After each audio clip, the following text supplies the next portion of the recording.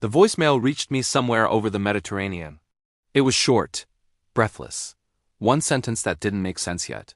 "Your tower is gone." I replayed it 3 times before the words landed. When I got home 2 days later, the hill was wrong. The skyline felt empty. Where my old stone water tower had stood for decades, quiet, solid. Unarguable, there was only crushed rock and exposed pipe ends, capped in a hurry. No warning tape, no notice. Just absence. That tower wasn't decoration, it fed my land. Gravity did the work. Livestock, irrigation, household supply, everything depended on it. And it sat fully inside my boundary, something my surveys had proven more times than I could count.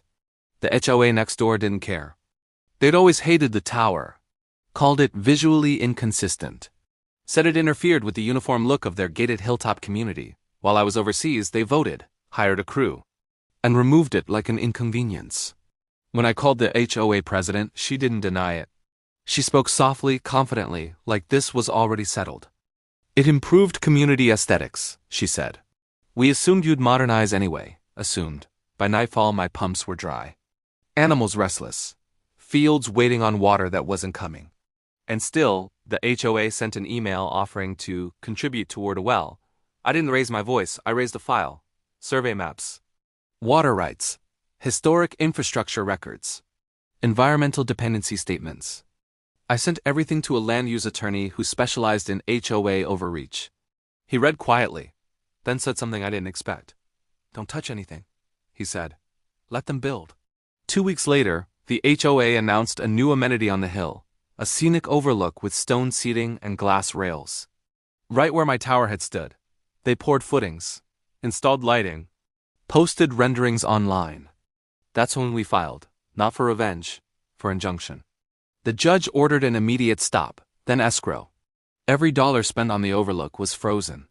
Then came the assessment replacement cost of a gravity-fed stone water system, modernized to code, plus loss of use. The number was larger than the HOA's reserve fund. Meetings turned frantic. Board members resigned. Emails leaked. Residents learned their dues were about to triple to cover a problem no one had authorized properly. The court's final order was precise. The HOA would rebuild the water tower to functional equivalence, restore my land, cover all interim water costs, and record a permanent restriction acknowledging my infrastructure as protected utility, not an aesthetic feature. Construction began within the month, carefully this time. Inspected, documented, apologetic. The hill looks right again now. The water flows without noise. And the HOA removed every photo of that overlook from their website. Last week, a new family moved in next door. They asked about the tower. I told them it's not a view problem. It's a boundary lesson. And some lessons, once rebuilt, don't need to be taught twice.